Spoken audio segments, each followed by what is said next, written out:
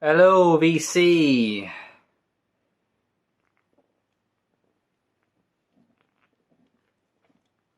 Got me can of Aimbrie.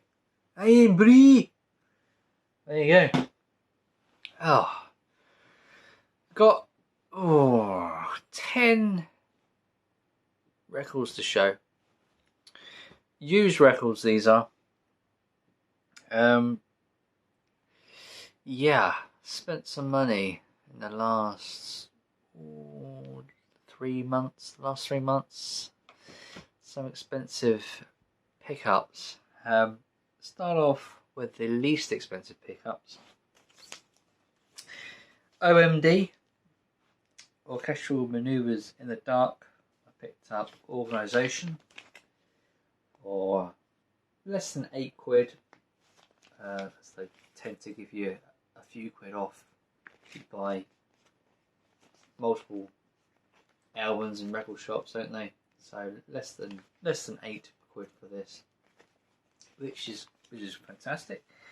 Enola Gay, I believe, is on there as the hit. I'm not sure about any other hit. Not really familiar with the album. I just wanted to pick up a few OMDs and get them in the collection. So happy to have that. For less than £10, another OMD. This one is Architecture and Morality. And this one has the hit Joan of Arc. So yeah, never owned this before, never heard this before. So yeah, there's two OMDs. Yeah, a little bit more expensive now. Picked up a copy of Snow Patrol Final Straw for less than 15. I said to the guy who I brought this album for, I said, oh, this was in like my top 20 indie albums of all time. And he said to me, "Oh right, so you have a copy of the album then?" And I said, "Yeah, I got it on CD. You know, I bought it when it sort of came out." And he said, "So right, this is your first time having it on vinyl?" I said, "Yeah, it is, yeah." And he seemed a bit sort of surprised, you know, he seemed a little bit sort of shocked that I would own a copy on CD and vinyl. But and he said to me, "Well, do you buy all stuff on vinyl then? If it's like sort of if it's highly sort of ranked in your sort of head kind of thing?" And I said, "Well, you know, some things I buy. You know, I don't buy everything on vinyl if I own it on CD, but there'd be the odd album where I would fancy on vinyl, and this was so one of them. And for 15 quid or less, you know, I can't really complain too much really. I always think it's a great album. How to Be Dead, great track. Wow, Gleaming Auction, Whatever's Left, Spitting Games, Chocolate, Run. They're all great songs. It's a really great album, and that is Snow Patrol Final Straw.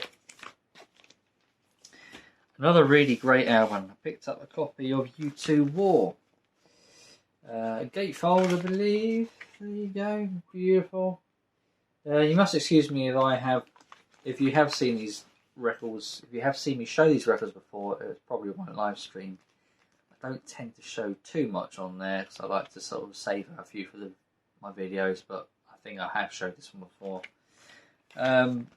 Yeah, I saw this when Jason came down, and we went to a couple of record shops in my local town, and about a week later I went back in there and snapped it up.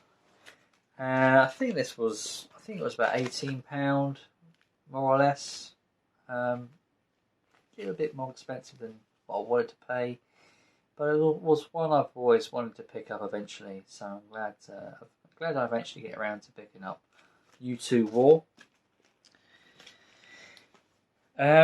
This record I've been after for a while. I had an eye on it on eBay maybe a year or two ago. It was a Japanese copy. This version isn't a Japanese copy, but it still set me back a good 20 odd quid, and that's Orange Juice Rip It Out, Rip It Up. So yeah, great hit, great hit of the album, and love Rip It Up. I think it's a fantastic song, and I'm eager to give this one a listen very soon. Picked this up a little while ago now, actually. This Desmond Dekker. It's quite a recent release. It's one I've been on my want list for a little while. I didn't get around to pulling the trigger on it until quite recently, and it was 25 quid, and I thought that's pretty darn good. It was the first album I basically looked at. I've been after it since it came out, and it was pretty much sitting there in the front of all the sort of other LPs. And I don't believe it. You know, there it is, like staring me in the face, like the album I've been wanting, and it's like a reasonable price of 25 quid, and it's like brand new, like mint condition. So, you know, someone's probably bought this, played it once, and then, or maybe it was a gift and someone didn't want it. Who knows? But I'm more than happy to bring this home, and it's I believe it's on like a purple and yellow vinyl. It's like over 2 discs. Has all the hits: Israelite, It Mek, 007. It's on a nice sort of purple vinyl, I believe. Let's have a look.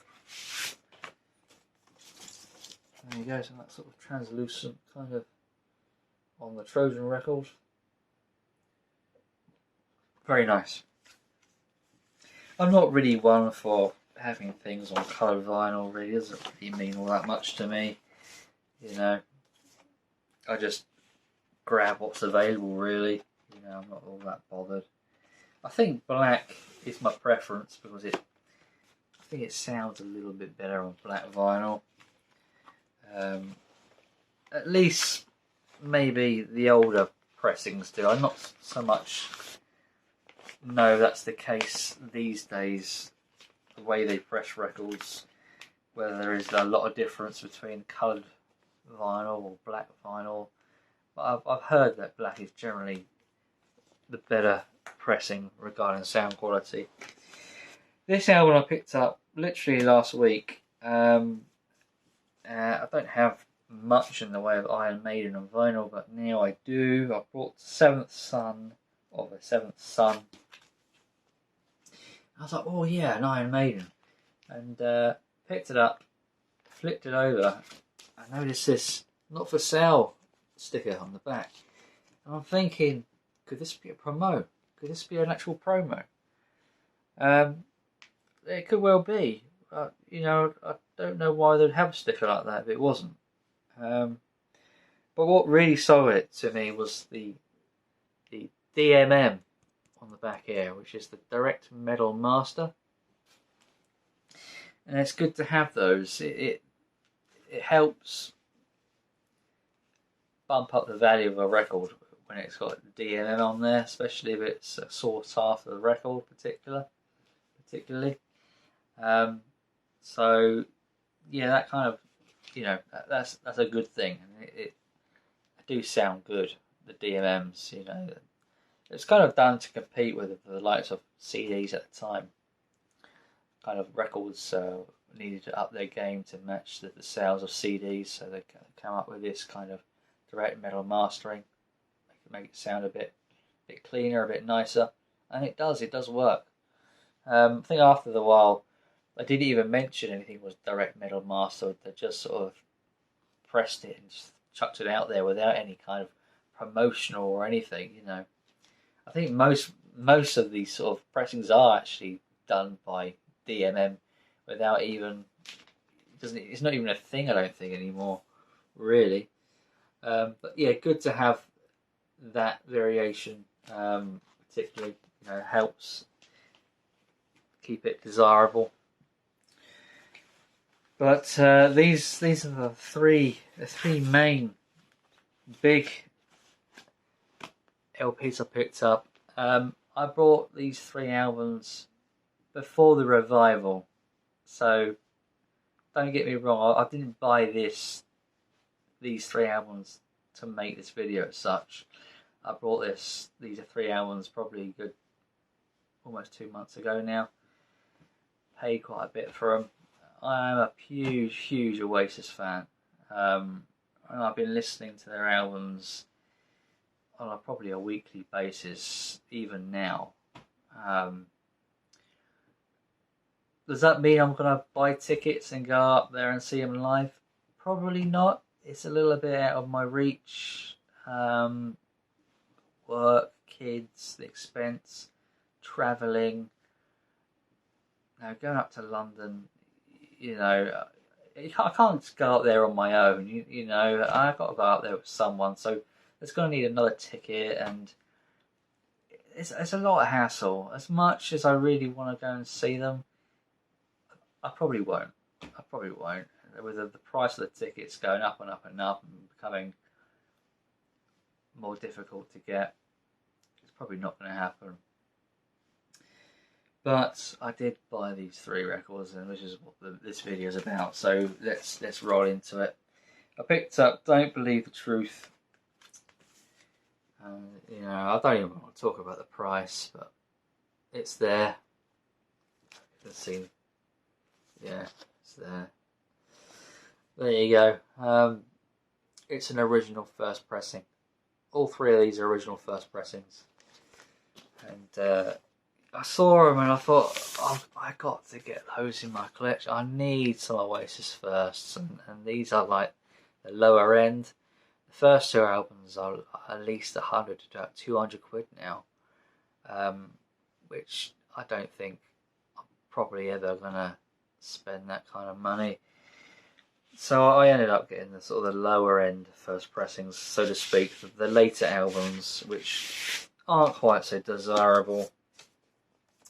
But still, they're firsts, and they have a lot of worth, and they're collectible, and I wanted to get them. I think the weight of the record, even for a first press, this was, I can't remember what year this came out now. Is it 2009? I mean, it's not all that old, is it? Like for what you think a first press is,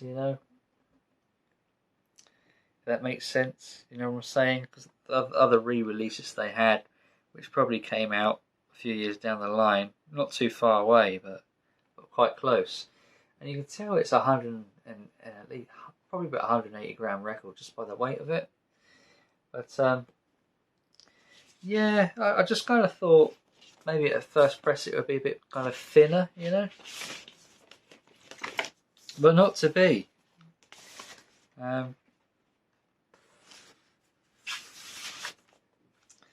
Yeah, just glad to have an Oasis first. We'll go into the 90s on their 3rd album. This is about as 90s as we can go. Be Here Now. And yeah, there's the price sticker. It's a lot, isn't it? It is a lot. But there you go. It is a nice condition. 1997, I think this came out. And there's not too many people who have this in their collection, but I am one of them. And yet they've done it on 2 LPs, which I would have thought they would have done it onto 1. It was a 90s record, but they've done it on 2, which is what they do pretty much these days, don't they? It's a little bit of an inconvenience on 2, isn't it? Especially a record like this. The first 2 albums, I think they really need to be on the 1 LP. You don't want to be sort of swapping things over. But at the same time, if it's stretched out too, the lines are going to be sort of wider. The needle's going to flow a lot more better and picked up a lot more sound rather than it was all compressed onto the one record. So I mean, there's pros and cons. I'm not moaning. I'm not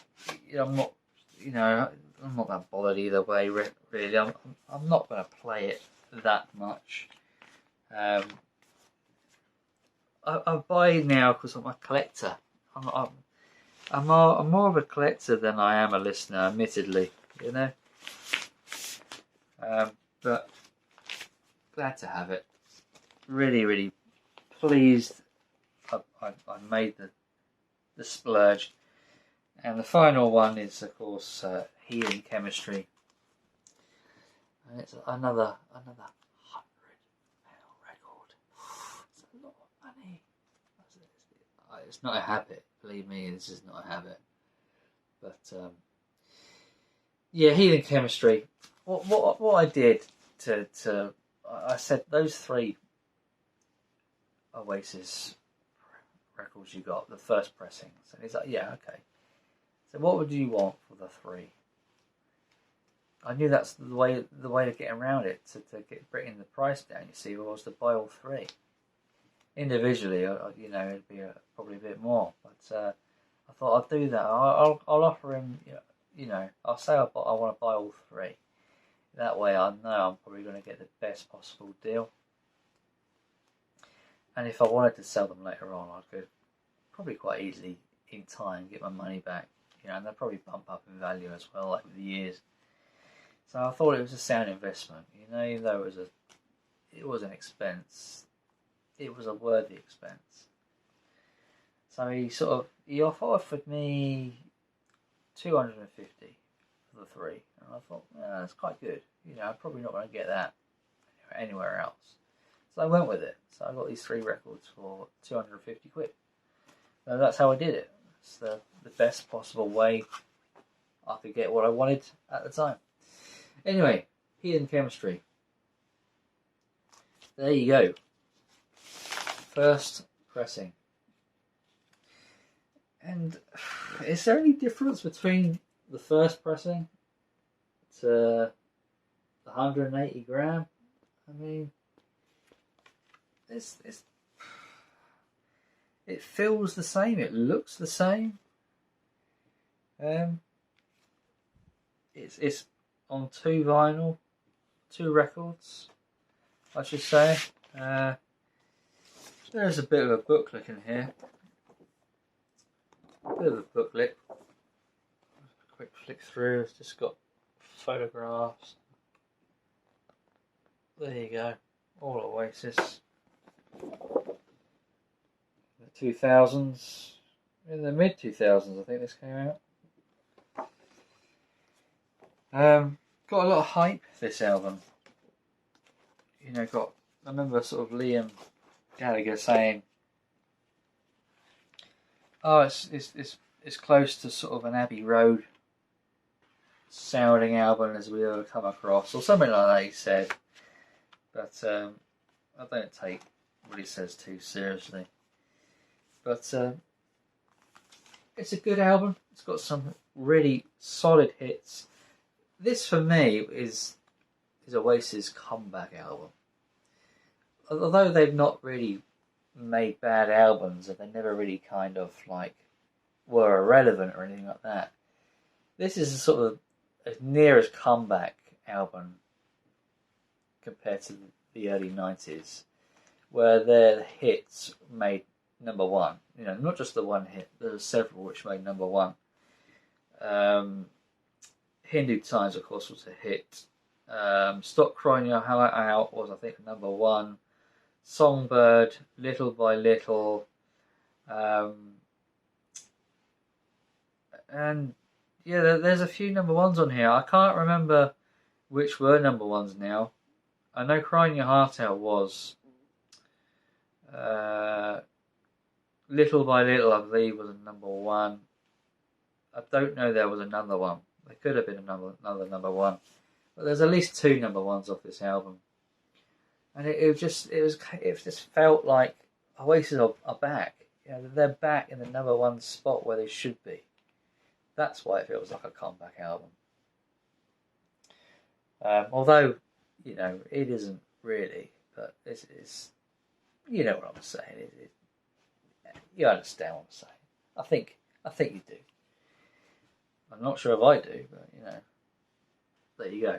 Anyway, Oasis 3 first presses in the collection, and I don't feel any kind of remorse at all.